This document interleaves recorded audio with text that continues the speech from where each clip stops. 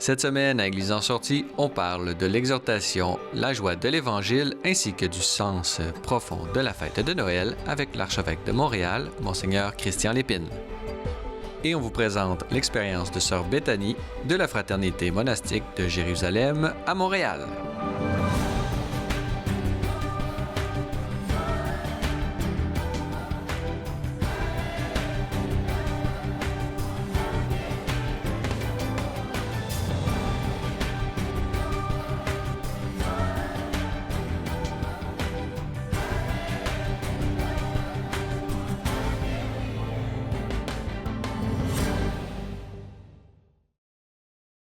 Bonjour, mesdames et messieurs, et bienvenue à Église en sortie. Aujourd'hui, à l'émission, nous allons d'abord parler d'Evangelii Gaudium, et pour nous en discuter, nous avons avec nous en studio Monseigneur Christian Lépine. Bonjour.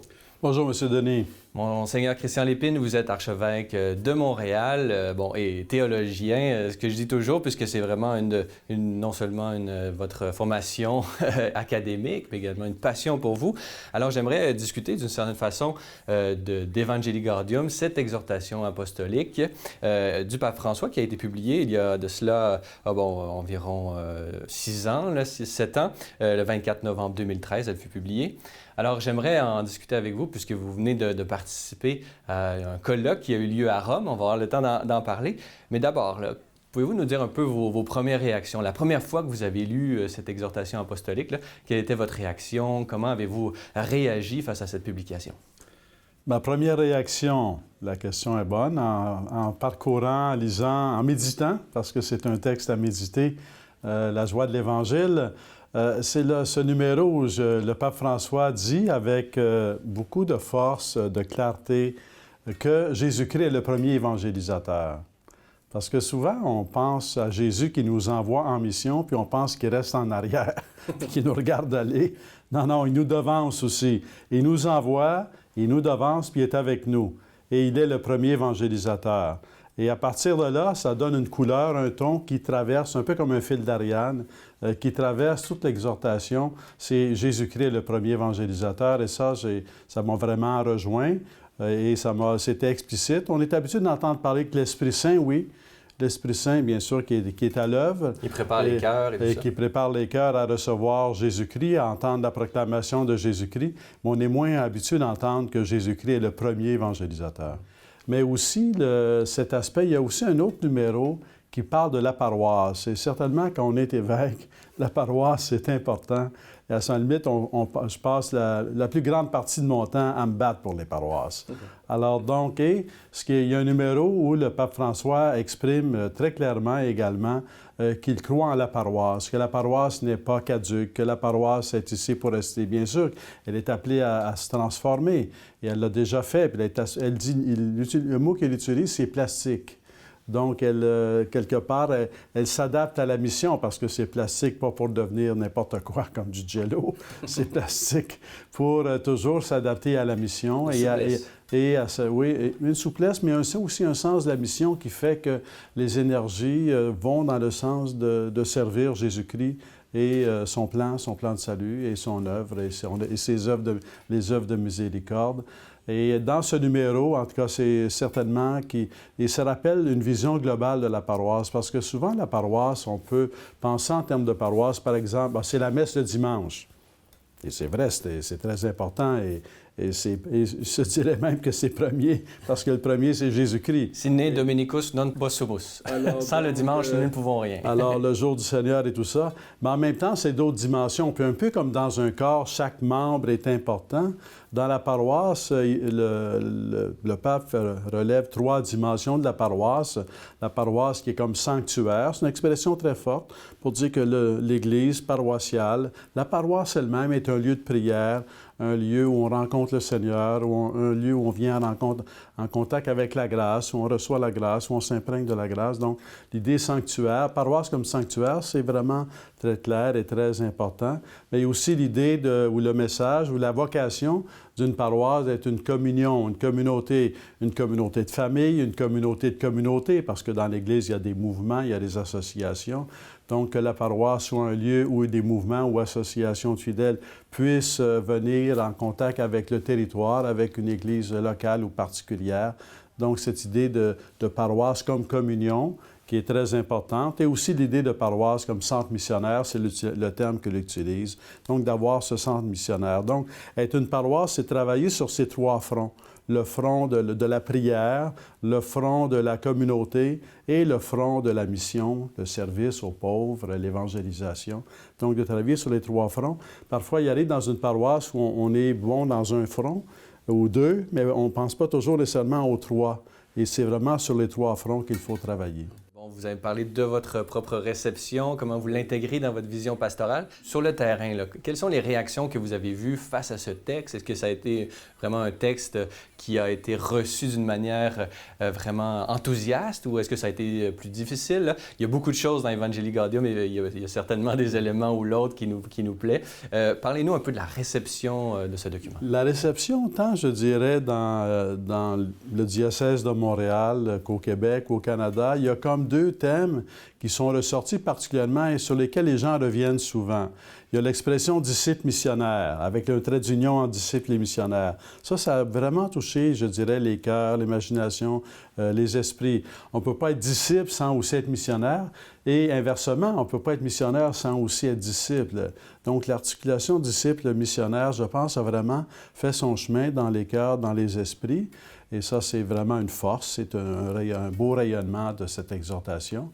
Et l'autre aspect aussi, c'est l'Église en sortie, alors, qui fait son rayonnement. Chez celle les Lumières aussi. Alors donc, l'Église en sortie, c'est devenu un thème, vraiment une expression consacrée.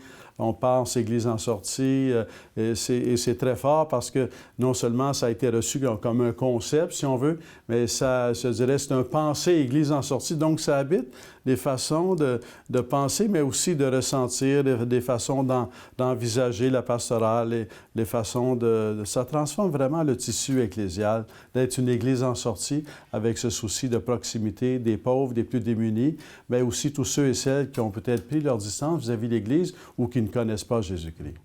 Si on voulait voir des fruits dans votre diocèse, là, des choses qui n'existaient pas et maintenant qu'ils existent, ou peut-être une tendance là, qui s'est exprimée, qui serait peut-être le résultat de ce texte du pape François, là, quel serait-il? Disons, ce que je dirais, c'est un fruit à développer.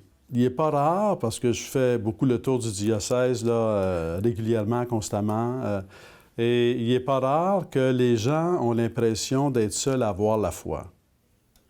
Et je dirais que ça, c'est quand même en train de se transformer. J'aimerais que ça se transforme plus vite, parce que beaucoup de gens ont la foi. Beaucoup de gens ont la foi. Beaucoup de familles ont la foi, beaucoup d'individus ont la foi. Beaucoup de paroisses sont des paroisses vivantes. Tu sais. Il y a des problèmes, bien sûr, il y a des défis, mais des communautés croyantes, vivantes dans les paroisses, il y en a. Alors, je pense qu'il y a déjà un fruit de cette Église en sortie, d'être disciple missionnaire, de ce sens que l'année de la miséricorde aussi. L'année de la miséricorde est comme dans la foulée que le pape François a déclaré, était comme dans la foulée de l'exhortation, et elle a fait beaucoup de bien l'année de la miséricorde, et c'était comme déjà un fruit de cette exhortation. Elle est comme contenue dans l'exhortation, la joie de l'Évangile, l'année de la miséricorde, et c'est un coup de génie du pape François, un génie spirituel, si on veut, d'avoir déclaré cette année. Et ça, vraiment, ça met de l'espérance. Oui, il y a beaucoup de gens ont la foi, et ça met de l'espérance dans les cœurs et c'est en train de grandir. Et de se connaître les uns les autres. De se connaître les uns les autres, oui. Dites-nous, là, vous avez participé à un colloque qui a eu lieu à Rome, organisé par le Dicaster pour la nouvelle évangélisation. Vous revenez, là, ça a eu lieu en tout début décembre. Là. Parlez-nous un peu de ce colloque et quelles sont un peu vos réactions ou quelles sont les grandes tendances des réflexions autour de ce texte Evangelii Gaudium.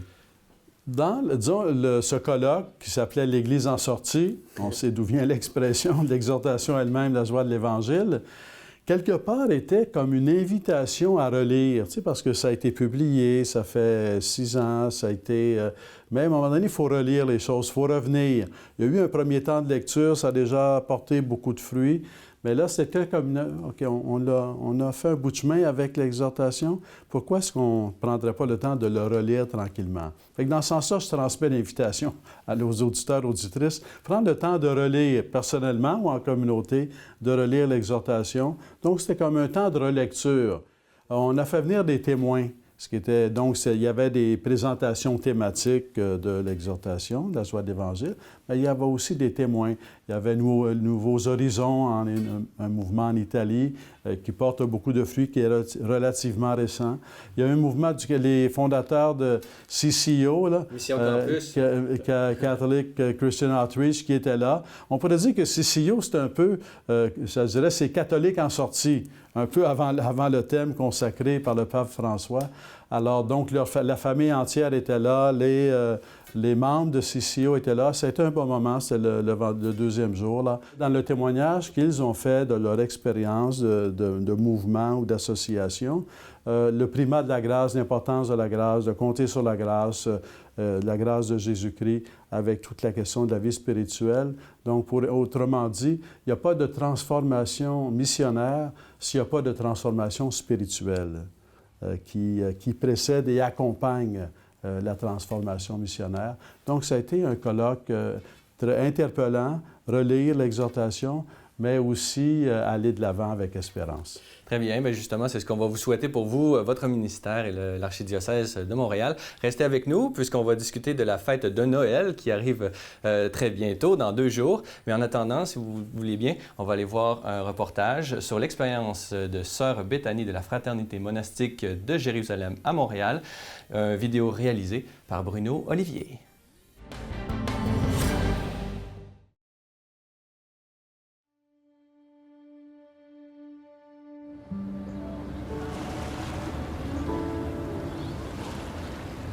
Quand j'étais petite, j'aimais beaucoup aller à bord de l'eau. Chez nous, c'était surtout les Grands Lacs. Mes parents, on habitait à une demi-heure du lac Érié, donc on allait là souvent en famille, passer une journée à la plage. Cette expérience d'être proche de l'eau, les Grands Lacs, généralement, on ne voit pas l'autre rive, donc c'est comme être au bord de la mer. Mais avec les jours de grand vent, il peut y avoir des vagues énormes qui viennent se jeter sur la plage. Il y a un quai où on peut marcher, aller assez loin dans l'eau et avoir l'eau tout autour. Cette expérience de cette immensité qui nous dépasse, qui nous entoure et dans lequel on sent un mystère, une certaine éternité. Juste d'être proche de l'eau, c'était quelque chose qui me parlait beaucoup, qui me donnait une paix, une sorte d'intériorité, et que ça pouvait avoir une place dans toute ma vie, pas juste les dimanches matins. De voir comment dans la Bible et même dans toutes les cultures, la mer pouvait être un symbole fort de mal et de mort, parce que les dangers étaient grands quand on voyageait par mer. Mais là, en Dieu, il y a ce mystère de résurrection. Tout ce qui peut être mort en moi peut en lui ressusciter. C'est comme de se trouver toute entourée par ce mystère, en même temps de mort, mais de vie. Cette eau, ce lac qui me parlait quand j'étais jeune, c'était déjà quelque chose de lui sans que je m'en rende compte. Quelque chose de grand, d'insaisissable, mais en même temps de très proche, que je vais le toucher, je pouvais aller me baigner dedans, je pouvais faire du kayak dessus. Et c'est quelque chose à laquelle je pense fréquemment. Je vais au bord du Saint-Laurent et je regarde le fleuve passer, et ça m'aide à continuer à aller vers lui. Quand je rentre dans une église et je me signe de l'eau bénite, je me souviens que je me plonge dans la mort et la résurrection du Christ qui m'amène à cette immensité de Dieu. Et quand je n'ai pas le temps d'y aller, je peux être en sa présence, pas nécessairement à faire grand-chose. Je ne sais pas toujours quoi dire à la prière. Et quand je ne sais pas quoi dire, ça me fait du bien juste m'imaginer la mer et de me laisser jeter en Dieu comme je pourrais me jeter dans l'eau. Le Christ qui est source de vie, qui nous a promis l'eau vive, c'est lui qui m'amène dans son courant jusqu'au Père, comme le Saint-Laurent, au bout du compte, va se jeter dans la mer, même si ça prend du temps, même s'il y a des chemins parfois tortueux, des obstacles, mais ça coule toujours vers la mer. Quand je sais pas trouver les mots pour prier, quand tout tourne dans ma tête et j'ai du mal à me mettre en présence de Dieu, de me rappeler ces expériences de contempler la mer, qui me redynamise quand je suis fatiguée, qui m'apaise quand je suis agitée. Et les jours où j'ai eu l'impression d'être loin de lui, Ça me rappelle qu'il est toujours plus proche que je pense. Quand on prie ensemble à l'église, quand on est à la liturgie, tourner vers le Seigneur, tourner vers l'autel au cœur de l'église, nous allons tous ensemble dans une même direction, mais on est entraînés par le Christ. Il y a comme un grand courant. Tous ensemble, nous allons vers Dieu. Dans le chant, notamment, dans notre posture debout, qui indique qu'on est en marche, qu'on va quelque part. Un peu comme quand je fais du kayak. C'est moi qui dirige mon kayak, qui pagaille, qui mène. Mais en même temps, quand je suis le courant, je peux aller tellement plus loin, tellement plus vite et plus facilement. On a juste à s'y abandonner et en même temps à travailler avec ce courant-là pour pouvoir nous approcher de lui. Comme le mouvement des vagues qui vont et qui viennent de manière régulière, quelque chose de rythmique et d'apaisant là-dedans, mais aussi quelque chose de ça quand on chante les psaumes ensemble notamment. Ces mots qui ne viennent pas juste de nous, qui viennent de toute une histoire, toute une tradition. Les jours où je suis juste fatiguée ou que la prière est aride, il y a ce courant de prière qui me dépasse. Me plonger en Dieu m'aide ensuite à pouvoir me plonger dans le monde, dans la société, sans peur, parce que je sais que la source d'eau vive est avec moi, que Dieu est toujours proche. Ces masses d'humanité, les flots de gens qui peuvent passer en dessous de nos fenêtres, de pouvoir y contempler Dieu. Je n'ai pas besoin de fuir le monde, de fuir la ville pour trouver cette source, mais l'ayant rencontrée un jour, je suis appelée à la partager autour aussi.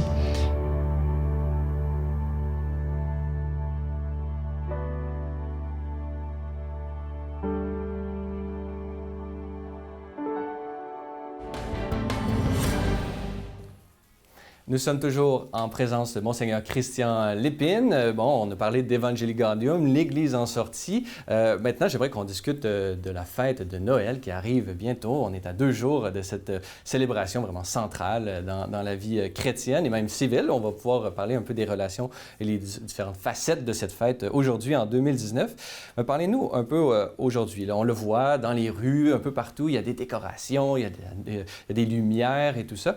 Bon, dites-nous un peu comment est-ce que Noël peut-il exister encore en 2019 avec autant de joie, malgré toutes les phases de sécularisation qu'il y a pu avoir? Pourquoi Noël, est-ce que ça parle autant aux gens d'aujourd'hui? Noël évoque certainement, en tout cas pour ma part, que la soif de Dieu est toujours présente. On pourra parler de sécularité comme on voudra, de laïcité comme on voudra. L'être humain, c'est toujours l'être humain. L'être humain d'il y a 2000 ans, d'il y a 1000 ans, d'aujourd'hui, d'il y a 100 ans, il y a 50 ans ou d'aujourd'hui, c'est le même être humain. Donc, c'est l'être humain créé à l'image de Dieu. C'est l'être humain fait pour Dieu. Et quelque part, je pense que c'est peut-être les anges qui nous protègent, qui étaient présents avec les bergers à la naissance de Jésus et qui font qu'à Noël, il y a une atmosphère, que l'on soit croyant ou non, à Noël, il y a une atmosphère qui touche les gens, qui touche les cœurs. Moi, je le vois comme un cadeau du ciel. J'y vois Dieu qui touche les cœurs, je vois Dieu qui met comme le cadeau d'une douceur dans le cœur des gens. Et c'est comme la douceur de Dieu qui vient à nous, à Noël, en un enfant, la douceur d'un enfant. Et ce cadeau de Dieu, il est pour les croyants, mais il est pour toute l'humanité. Parce que Jésus, il est né pour toute l'humanité. Donc, c'est une douceur de Dieu qui vient dans le monde pour toute l'humanité. On pourrait dire un peu que, d'une certaine façon, la fête de Noël, elle a une vocation naturelle et, disons, il y a la surnature, l'aspect surnaturel, la grâce qui vient s'imbriquer un peu là-dedans. Là. Il y a vraiment une continuité entre les deux sphères du réel qui se marient. Dieu qui vient dans le monde, c'est aussi le Dieu qui nous a créés et qui nous a fait pour le rencontrer.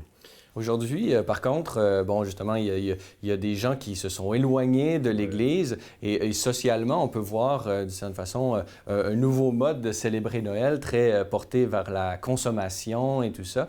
Comment est-ce qu'on peut, d'une certaine façon, comme Église, là, se faire proche de ces gens qui, d'une certaine façon, volontairement se sont éloignés, selon vous? Bien, disons certainement que comme croyants, comme chrétiens qui croient en Jésus-Christ, Simplement, ne pas oublier que Jésus est au centre de Noël, c'est déjà quelque chose. Donc, d'avoir Jésus au centre de Noël. Comment faire ça? Bon, il y a la prière, il y a la messe, mais il y a aussi, c'est un geste très simple. Le pape François vient de publier une lettre sur ce sujet, sur la question de la crèche. Ça remonte dans cette formule-là, ça remonte à Saint François d'Assise. Alors donc, avoir une crèche. Une crèche à la maison, une crèche au pied du sapin, une crèche sur la table, une crèche dans le salon. Avoir une crèche par laquelle, de façon visible, parce qu'on a besoin de signes visibles, où on met Jésus au centre de la fête de Noël, je pense que ça vient aussi réjouir les cœurs. Alors donc, pas être gêné de la crèche, pas être gêné de tous les personnages de la crèche, Marie, Joseph, Jésus, les bergers, les mages, les anges. Hein, les anges. Alors, la scène de la crèche porte en elle un pouvoir d'évocateur. C'est une façon de garder Jésus au centre de la fête de Noël. Puis après, ça rayonne de toutes les façons. Par exemple, lorsque les gens à Noël trouvent important de la famille, et on sait que la vie est dispersée à travers toutes sortes d'activités, et quelque part, une famille doit le vouloir, doit dire, c'est Noël, on va se rencontrer, on va s'organiser pour se rencontrer, et de le faire. Et ça, je pense que ça aide à mettre au cœur de la famille, au cœur de Noël, parce qu'après tout, Jésus est venu au monde à travers une famille. Mettre Dieu et la famille au centre de la célébration de Noël, ça peut avoir aussi un aspect libérateur, puisqu'on le voit, bon, l'aspect de la consommation pouvait paraître vraiment réjouissant et tout ça, mais on le voit de plus en plus, il y a une pression qui est mise sur les épaules des gens, qui peut mener parfois jusqu'à vraiment à une haine, dans les pires des cas, là, de Noël, à cause de cette frénésie et de la pression qui est mise sur les gens. Bien, c'est certain que si quelqu'un se ruine pour faire un cadeau à quelqu'un, l'autre ne demande pas ça. Hein? C'est une pression peut-être qu'on se met soi-même ou qu'on ressent de la part de la société. Mais si Jésus est au centre, si la famille est au centre avec Jésus, à ce moment-là, c'est-à-dire le seul fait de se rencontrer comme famille dans un temps de Noël et de célébrer la naissance de Jésus, c'est déjà un cadeau. C'est déjà un cadeau. Et c'est pour ça qu'il y a aussi des familles où la question des cadeaux s'est un peu transformée. Hein? C'est devenu, il y a des fois, ça devient ce qu'il y a de plus important. Moi, je pense que c'est important parce que quelque part, un cadeau, qu'est-ce que c'est? C'est l'expression de l'amour. C'est comme la matérialisation de l'amour. C'est seulement l'idée d'un cadeau proportionné qui reflète notre cœur, qui va vers le cœur de l'autre, donc qui a un geste. Et ce cadeau peut être simple parce qu'il vient du cœur et qu'il veut toucher le cœur. Donc, ça a sa place. C'est une question de proportionner les choses, là. Et on pense à la joie des enfants quand vient le temps des cadeaux. On parle aussi de la messe de minuit, les grandes traditions qui sont autour de cette célébration. Peut-être ce qu'on retrouve dans beaucoup de familles au Québec, c'est justement une partie de la famille chrétienne, catholique qui veut célébrer, d'autres qui restent à la maison, et donc ça divise un peu les familles. Qu'est-ce que vous conseilleriez là, à tous nos catholiques qui voudraient faire en sorte que toute la famille bien unie aille à la messe tous ensemble? Qu'est-ce que ça apporte la messe dans la célébration authentique de Noël? Disons, les choses, c'est certain, se vivent dans le temps. Alors, donc, qu'il y ait un temps, en tout cas, certainement, lorsqu'on est croyant, qu'il y ait un temps pour aller à l'Église, pour prier Noël.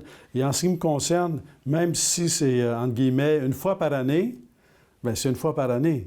Tu sais, et donc, c'est un temps pour se rencontrer. Et je pense que simplement d'inviter, l'idée, c'est des fois, c'est qu'on essaie de convaincre les autres, on va insister. C'est pas nécessairement ça. C'est de dire, on invite à la fête de Noël, on va aller à la messe à telle heure, là, et vous êtes les bienvenus.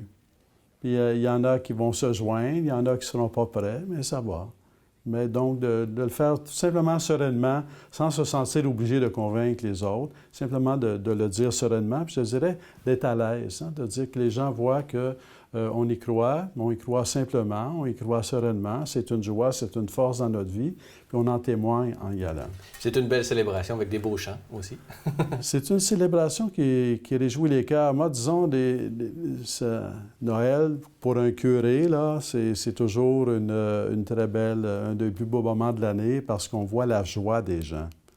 Alors, il y a toutes sortes de moments dans l'année. Des fois, on reçoit d'autres de la peine des gens ou la colère des gens, peut-être. Mais là, c'est vraiment la joie des gens. Et même lorsque des familles sont dans la peine pour une raison ou une autre, ça devient un moment de consolation. Je disais, c'est le pouvoir de la nuit de Noël de mettre un baume sur les blessures. Parce que les blessures, bien sûr qu'il y en a. C'est pas parce que Noël arrive qu'il n'y a plus de problème. Mais on s'ouvre à la réalité du ciel qui se penche aussi vers la terre. Si vous aviez un souhait là, pour justement l'ensemble de la population située qui vit dans votre archidiocèse, là, quel serait votre souhait de Noël là, pour tous ces gens? Il arrive dans la vie qu'on n'est plus sûr si ça vaut la peine de vivre ou si ça vaut la peine d'aimer. Alors, croyez en Noël. Noël va vous aider à croire que ça vaut la peine de vivre et d'aimer. Parce qu'à Noël, il y a une grâce de Dieu qui vient nous toucher, qui vient nous relever, qui vient nous aider à marcher, qui vient nous aider à vivre et à être en relation avec les autres. Alors, donc, je dirais Noël, c'est un cadeau de Dieu. Disons, c'est la dimension de Noël est une dimension personnelle, parce que le Seigneur, il vient pour chaque personne. C'est une dimension familiale, parce que le Seigneur, il vient pour la famille. Mais c'est aussi une dimension sociale. Donc, il y a dans cette tradition de Noël un souci des pauvres, des plus démunis, une solidarité avec la Saint-Vincent de Paul qui s'occupe des pauvres et les plus démunis. C'est aussi très important. Je veux dire, c'est une façon de fêter Noël, c'est de contribuer à ce que le plus de gens possible puissent fêter Noël. Je suis à un moment donné comme curé, ça dépend toujours des milieux où on peut être, mais un fidèle de la paroisse avait eu comme projet que la nuit de Noël, comme c'est pas tout le monde qui a une famille peut-être, après la messe de minuit, il y avait une fête au sous-sol de l'église pour tous ceux et celles qui étaient seuls pour fêter Noël. Le sous-sol était rempli.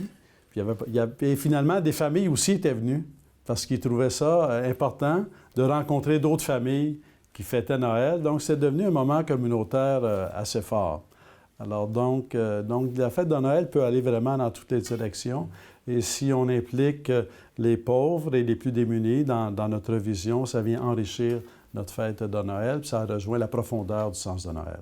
Quelles sont, d'une certaine façon, vos célébrations de Noël? Si les gens veulent venir célébrer avec vous, là, quel est l'horaire des célébrations, tout ça? Je suis...